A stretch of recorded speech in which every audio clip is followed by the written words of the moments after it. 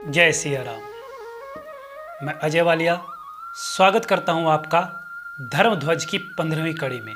और कथा चल रही है संकट मोचक पवन पुत्र हनुमान जी की और उनकी दिव्य महिमा का सरस बखान करती हनुमान चालीसा की। हनुमान चालीसा के जो दोनों शुरुआती दोहे हैं उन पर तो हम पिछली कड़ी में बात कर चुके हैं, इसलिए अब हम आगे चलते हैं जहां पहली ही पंक्ति इन शब्दों के साथ शुरू होती है कि जय हनुमान ज्ञान गुण सागर। जय हनुमान, यहाँ पर जो हनुमान जी की जय बोली गई है, इस जय का यहाँ पर बहुत गहरा अर्थ है। लेखक देवदत्त पटनायक लिखते हैं कि जय और विजय ये दोनों ही शब्द साधारण तौर पर हमें एक जैसे लगते हैं और दोनों ही शब्दों का अर्थ हमें जीत नजर आता है, लेकिन वास्तव में दोनों शब्दों के अर्थ में बहुत गहरा अंतर है। अंतर यह है कि जिसने बाहरी दुनिया पर बाहरी शत्रुओं पर जीत पाई हो उसकी जीत विजय होती है, लेकिन जिसने आंतरिक दुनिया पर अपने अंतर्मन पर विजय पाई हो उसकी जीत जय होती है। इसलिए ये जो जय शब्द है ये हमारी आंतरिक विजय अर्थात हमारी इच्छाओं, मोह माया, लालच, काम, क्रोध और अहंकार जैसे हमारे अंदर मौजूद दुर्गुणों पर जीत को दर्शाता है, जबकि विजय शब्द बाहरी शत्रुओं और बाहरी प्रलोभनों पर जीत को दर्शाता है। इसलिए हनुमान बनने का पहला गुण खुद पर विजय पाना है। और क्योंकि हनुमान ने खुद को जीता हुआ है, इसलिए यहाँ हनुमान की विजय नहीं बल्कि जय बोली गई है। इसी बात को हम चालीसा की दो अलग अलग चौपाइयाँ जो आगे आती हैं उसके द्वारा हम समझते हैं, जिनमें कहा गया है, तुम उपकार सुग्रीवहि कीन्हा, राम मिलाए राजपद दीना, तुम्हरो मंत्र विभीषण मानो, लंकेश्वर भय सब जग जानो। हनुमान के कारण ही सुग्रीव किष्किंधा के राजा बनते हैं और विभीषण लंका के। लेकिन सुग्रीव और विभीषण दोनों के ही राजा बनने पर हनुमान किसी पुरस्कार या किसी पद की उन दोनों में से किसी के प्रति कोई आशा नहीं रखते, कोई अपेक्षा नहीं रखते। और तो और जब उनके इष्ट, उनके स्वामी श्री राम भी अयोध्या के राजा बनते हैं तो वो उनसे भी उनके राज दरबार में, उनके मंत्रिमंडल में कोई पद नहीं मांगते, कोई पुरस्कार नहीं मांगते। यहाँ हनुमान जो जीवन मंत्र देते हैं वो ये है कि चाहे तुम अपने स्वामी की सेवकाई कर रहे हो या अपने मित्र से मित्रता निभा रहे हो, दोनों ही हालातों में तुम हनुमान कहलाने के अधिकारी केवल तब हो जब तुम अपने मित्र का, अपने स्वामी का तब तक साथ दो जब तक वो संकट में हो, मुश्किलों में हो। लेकिन जैसे ही उसके हालात ठीक हो जाएं, वो अपने जीवन में सब कुछ प्राप्त कर ले, तब तुम उससे बिना किसी पुरस्कार की अपेक्षा रखे यदि चुपचाप एक तरफ खड़े होने का जज्बा रख सको, तब तुम समझना कि तुम हनुमान कहलाने के अधिकारी हो। क्योंकि हनुमान ने अपने स्वामी के लिए अपना सर्वोत्तम प्रदर्शन तब किया था जब वे अपना राजपाट, अपनी धर्मपत्नी मां सीता और यहां तक कि अपने साथ वनवास पर आए हुए भाई लक्ष्मण तक को एक बार खो चुके थे। अर्थात जब उनके पास कुछ नहीं था, तो ऐसे भीषण समय में श्री रामचंद्र जी का हनुमान ने निस्वार्थ भाव से साथ दिया था। इसी तरह से उन्होंने सुग्रीव के लिए भी अपनी बेहतरीन सेवाएं तब दी थी जब सुग्रीव भी अपना राज्य और अपनी पत्नी दोनों को हारे हुए थे। इसलिए कहता हूं कि यदि जीवन में किसी को भी स्वामी मानकर या किसी को भी मित्र मानकर उसका हनुमान बनना हो तो तब बनना जब वो अभाव में हो, प्रभाव में नहीं। क्योंकि शक्ति और सत्ता का प्रभाव आते ही व्यक्ति के पास उसके शुभ चिंतकों की, उसके हितैषियों की भीड़ जमा हो जाती है। कही रहीम संपत्ति सगे बनत बहुत बहुरीत, कहे रहीम संपत्ति सगे बनत बहुत बहुरीत, विपत्ति कसोटी जे कसे तेई सांचे मीत। हनुमान जी का अपने स्वामी श्री राम के प्रति ये अनन्य प्रेम राजनीति में समर्पित उन लोगों के लिए एक मंत्र जैसा है जो खुद को अपने नेताजी का निस्वार्थ हनुमान बताते हैं। लेकिन यदि एक चुनावी टिकट उनको ना मिले, एक लाभ वाली कमेटी का उनको मेंबर ना बनाया जाए, कोई मनपसंद पद उन्हें ना दिया जाए, कोई टेंडर उन्हें ना दिया जाए, तो वो उन्हीं नेताजी से बगावत करते हुए, टकराते हुए एक पल भी नहीं लगाते। तो राजनीति में भी खुद को अपने प्रिय नेताजी का हनुमान कहलाने वाले समझे कि हनुमान होने के मायने क्या है, निस्वार्थ सेवा भावना आखिर होती क्या है। हालांकि एक पूरक सत्य राजनीति के शीर्ष पर बैठे नेताओं के लिए भी है कि सेवक रूप में निस्वार्थ हनुमान भी तभी मिलेंगे जब नेताजी में राम जैसा कोई गुण हो। अब यदि नेताजी ही दशानन के गुण लिए बैठे होंगे, यदि नेताजी ही रावण होंगे, तो सेवक हनुमान जैसे नहीं बल्कि कुंभकर्ण और खरदूषण जैसे मिलेंगे, जो आपके साथ तो रहेंगे, जो आपकी सेवा तो करेंगे, लेकिन खुद भी चलेंगे पतन के रास्ते पर और आपको भी ले जाएंगे पतन के ही उस रास्ते पर। अतः समझ लीजिए कि ना हनुमान होना सहज है और ना ही राम होना। क्योंकि दोनों के लिए ही जिस एक गुण की सबसे ज्यादा आवश्यकता है वो है खुद पर जय की। इसलिए हनुमान को यहाँ पर जय हनुमान कहकर संबोधित किया गया है। इसी संदर्भ में किसी ने लिखा है कि गीता में श्री कृष्ण ने कही बात गंभीर, गीता में श्री कृष्ण ने कही बात गंभीर, औरों से दुनिया लड़े, लड़े स्वयं से वीर। मेरी नजर में योगेश्वर भगवान कृष्ण ने गीता का जो उपदेश महाभारत काल में दिया था, उसकी शिक्षाओं को, उसके ज्ञान को तो रामायण में भगवान राम और हनुमान जी बहुत पहले चरितार्थ करके दिखा चुके थे। दोनों ही सर्वशक्तिमान होकर योगी हैं, दोनों ही स्थिर प्रज्ञ हैं, दोनों ही जय पराजय, यश अपयश, लाभ हानि से ऊपर उठे हुए हैं और दोनों ही सामर्थ्यवान होते हुए भी वर्चस्व, प्रतिस्पर्धा और क्षेत्रीयता की अंधी दौड़ से बाहर हैं। देखिए, दोनों ही किसी पर नियंत्रण, किसी पर कब्जा नहीं चाहते हैं, क्योंकि दोनों ने अपने मनस का, अपने अपने ज्ञान चक्षुओं का विस्तार करके ब्रह्मत्व को पाया हुआ था। इसी कारण हनुमान चालीसा में बाबा तुलसीदास ने भगवान राम को चक्रवर्ती राजा नहीं बल्कि तपस्वी राजा कहा है। क्या कहते हैं बाबा तुलसीदास कि सब पर राम तपस्वी राजा, जिनके सकल काज तुम साजा। तपस्वी राजा, चक्रवर्ती राजा नहीं। और श्री राम के तपस्वी स्वभाव के चलते ही उन्हें शासन करने की, अयोध्या का राजा बनने की कोई इच्छा है ही नहीं। और यही कारण है कि वनवास मिलने पर भी वे कोई बगावत नहीं करते, बल्कि बड़ी सरलता से राजपाट का तुरंत त्याग कर देते हैं। उनकी ये त्याग भावना बताती है कि राम को अयोध्या की नहीं बल्कि अयोध्या को राम की आवश्यकता है। और ये बात माँ सुमित्रा लक्ष्मण को राम के साथ वनवास भेजते हुए कहती है कि जहाँ राम रहे है साकेत वही। साकेत अयोध्या का ही एक नाम है कि जहाँ राम रहे है साकेत वही, अरु राम बिना यह धाम है कानन। कि हे लक्ष्मण, जहां पर राम रहेंगे वही जगह अयोध्या हो जाएगी, और राम के बिना ये धाम, ये महल, ये अयोध्या ही कानन है, वन है, जंगल बन जाएगा। इसके ठीक विपरीत हम ब्राह्मण ऋषि विशर्वा के पुत्र रावण को देखते हैं, जिसे वेदों और पुराणों का शाब्दिक ज्ञान तो है, लेकिन उस ज्ञान से वो अपने भीतर झांकने में असफल रहा है।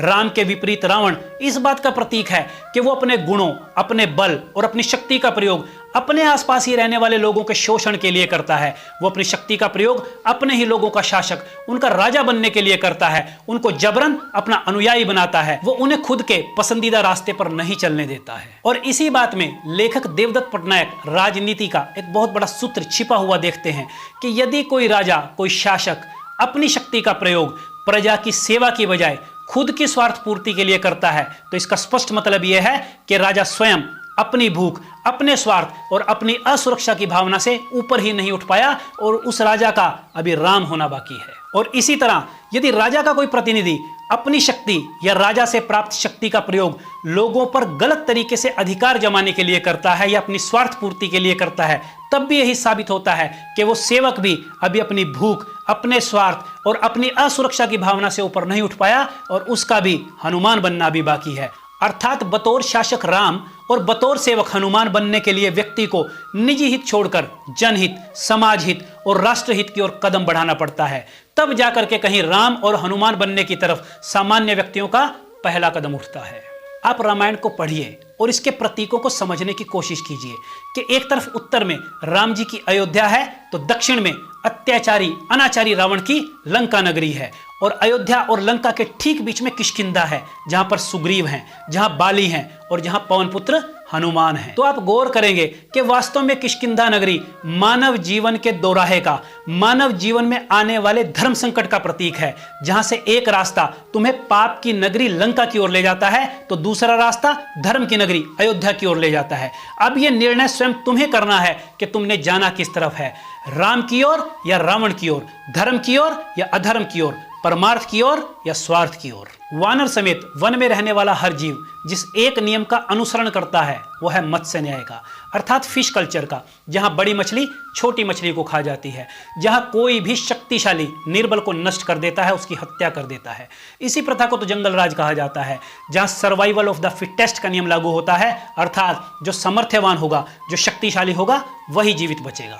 और जीवित रहने के लिए जंगल में रहने वाले जीव कभी खाने को लेकर, तो कभी क्षेत्र को लेकर, कभी कभी अपने झुंड में अपने वर्चस्व, अपने दबदबे को लेकर लड़ाई लड़ते रहते हैं, क्योंकि जंगल में मौजूद लगभग हर जीव का प्राथमिक उद्देश्य खुद को हर हाल में जिंदा रखना है। लेकिन इस पाश्विक प्रवृत्ति के परे जाना ही रामत्व की पहचान है। लेकिन यदि हम मनुष्य होकर भी मारकाट, षड्यंत्र और अनैतिकता की अंधी दौड़ में शामिल हो जाते हैं तो हम पशुओं से भी बदतर हैं और तब हम अधर्म का रास्ता चुनते हैं और राक्षस हो जाते हैं। इस जंगल राज और राम राज के अंतर को हम थोड़ा और विस्तार से समझते हैं कि बाली के साथ जैसे ही सुग्रीव के मतभेद होते हैं तो बाली सुग्रीव का राज्य और उसकी पत्नी दोनों को छीन लेता है और उसकी हत्या करने की निरंतर ताक में रहता है और सुग्रीव लगातार अपनी जान बचाते हुए भागता छिपता हुआ हमें नजर आता है। लेकिन जैसे ही उसकी श्रीराम से मैत्री होती है और उसका पलड़ा भारी होता है तो वो भी बिना कोई एक पल गंवाए जंगल के कानून का ही अनुसरण करते हुए सीधे बाली के वध की बात सोचता है। सुग्रीव अपने भाई बाली के पास कोई शांति दूत भेजकर बाली से समझौता करने की, बाली की गलतफहमी को दूर करने की कोई कोशिश नहीं करता, जबकि जब श्रीराम के साथ खुद सुग्रीव ने वादा खिलाफी की और राज्य प्राप्ति के बाद वो सीता खोजने में राम जी की मदद करने के अपने वचन को बिल्कुल भूल गया तो श्रीराम ने उसका वध नहीं किया बल्कि उसे संदेह का लाभ दिया। श्रीराम ने सुग्रीव को यह कहते हुए बेनिफिट ऑफ डाउट दिया कि सत्ता और स्त्री लोभ व्यक्ति की बुद्धि को हर ही लेता है। इसलिए उन्होंने लक्ष्मण को सुग्रीव की राजधानी पंपासुर भेजते हुए केवल सुग्रीव को चेतावनी देकर अपने पास लाने को कहा, जबकि सीता की प्राप्ति के लिए राम भी साम दाम दंड भेद का प्रयोग करते हुए सुग्रीव का वध करके हनुमान या अंगद को वहां का अगला राजा बना सकते थे। लेकिन राम ने ऐसा नहीं किया। यही रामत्व है और यही राम राज्य है। राधेश्याम रामायण में भगवान राम सुग्रीव के विषय में लक्ष्मण को बोल रहे हैं कि कपिपति का मुझे भरोसा था, वह भी मुझसे दूर हुआ, माया की महातरंगों में वचनों का बेड़ा चूर हुआ। भाई है सच्ची बात यही, पदवी सब कुछ कर सकती है, सुग्रीव नहीं दोषी इसमें, ये सब दौलत की खूबी है। सुग्रीव का दोष नहीं निकालते हैं बल्कि सत्ता का दोष निकाल रहे हैं भगवान राम। आगे कड़वा सच बोलते हुए प्रभु राम कहते हैं कि जब तक मनुष्य कंगाल रहे तब तक उत्पात नहीं करता, जब वही धनी हो जाता है तो मुंह से बात नहीं करता। धिक है ऐसी प्रभुताई पर जो दुर्जन कर दे सज्जन को, लानत है ऐसी चांदी पर जो मिट्टी कर दे जीवन को। और यही कारण है कि प्रतिस्पर्धा, वर्चस्व और क्षत्रियता की अंधी दौड़ से बाहर भगवान राम धर्म के प्रतीक हैं, जबकि नियंत्रण, अत्याचार और छीनने की नीति का पालन करने वाला चाहे वो बाली हो या रावण, दोनों अधर्म के प्रतीक हैं। और इन सब में हनुमान वो पहले वानर हैं जो अयोध्या और लंका के बीच में बसी हुई किष्किंधा में खड़े होकर राम की ओर जाने का रास्ता चुनते हैं, क्योंकि हनुमान मानते हैं कि राम का संसार एक स्नेही संसार है जहां पर नफरत के लिए, घृणा के लिए कोई जगह नहीं है। इसलिए हनुमान खुद को जीतकर भगवान राम की ओर निकल पड़ते हैं। जय हनुमान में अगला शब्द हनुमान है। हनुमान बजरंग बली का सबसे लोकप्रिय वाला नाम है, लेकिन इनका बचपन का नाम हनुमान नहीं बल्कि मारुति था। मारुत तूफानों के देवता को कहते हैं, जो कि पवन देव का ही एक नाम है, और इसी कारण हनुमान को मारुति नंदन और पवन पुत्र भी कहते हैं। सूर्य को फल समझकर खाने वाले प्रसंग में ही इन्हें हनुमान नाम मिला था, क्योंकि सूर्य को फल समझकर खाने की कोशिश के दौरान इंद्र ने इनकी हनु अर्थात ठोडी पर अपने वज्र से प्रहार किया और वज्राघात के कारण इनकी ठोडी यानी हनु का आकार बिगड़ गया और इन्हें हनुमान नाम मिला।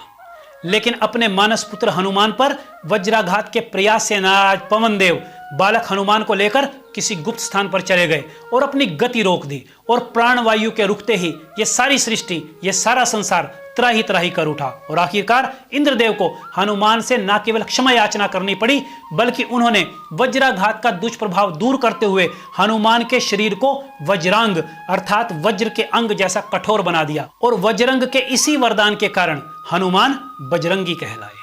उसी समय ब्रह्मा जी, शंकर जी, देवशिल्पी विश्वकर्मा जी, वरुण देव, कुबेर सहित अनेक देवों ने भी हनुमान को चिरंजीवी होने का वरदान दिया और उन्हें ब्रह्मदंडों, ब्रह्मास्त्रों, दिव्यास्त्रों और अन्य किसी भी अस्त्र शस्त्र से अवध्य होने का भी वरदान दिया। अब क्योंकि हनुमान को न केवल सामान्य अस्त्र शस्त्रों बल्कि ब्रह्मास्त्र तक से अभयदान प्राप्त था, तो इसी कारण वे इंद्रजीत के द्वारा उन पर ब्रह्मास्त्र के छोड़े जाने पर ब्रह्मा जी का मान रखने के लिए स्वयं ही ब्रह्मास्त्र के आगे नतमस्तक हो जाते हैं और खुद को मेघनाथ का बंदी बनने देते हैं। अब जैसे ही हनुमान ने मेघनाथ के ऊपर ब्रह्मास्त्र चलाया तो हनुमान बोल उठे कि यह ब्रह्मास्त्र, यह ब्रह्मफास, यह ब्रह्म बाण ब्रह्मा का है, मैं इसे काट सकता हूं, पर सम्मान ध्यान ब्रह्मा का है। अब देखिए रामचंद्र जी की महिमा का वर्णन करते हुए क्या कह रहे हैं जिन रामचंद्र जगदीश्वर को सुर नर मुनि निश दिन रटते हैं, जिनका लेते ही नाम तुरंत सारे भव बंधन कटते हैं, उनके जन को ये बंधन क्या, पर प्रश्न धर्म का है इसमें, अतएव नाथ के कार्य हेतु ये अनुचर बंधता है इसमें। और इसके बाद उन्हें बंदी बनाकर राज दरबार में रावण के समक्ष प्रस्तुत किया जाता है। तो रावण हनुमान से उनका परिचय पूछता है। 10 मुख करि क्रोध कही कपिसे, षटकोन हेतु कही हेतु आयो, कही कारण बाग उजारी दियो, अरु काह्य मेरु सुत मार गिरायो। रावण हनुमान के प्राण लेने की धमकी देते हुए आगे कहता है, कपि सत्य बताओ हमें, नहीं तो समझो तुमने निज प्राण गंवायो। अब जरा हनुमान जी की वीरता का अंदाजा लगाइए। क्या हनुमान जी बेड़ियों में बंधे हुए ब्रह्मांड के सबसे शक्तिशाली राक्षस के सामने खड़े हैं, जिसके पुत्र अक्षय कुमार का उन्होंने वध किया है, इसके बावजूद वे बिना झिझके बिना डरे रावण को अपना और अपने स्वामी का परिचय देते हुए क्या कहते हैं, मैं तो राम को दूत पवन सुत हूं, मैं तो राम को दूत पवन सुत हूं, तुमको समझावन के हित आयो।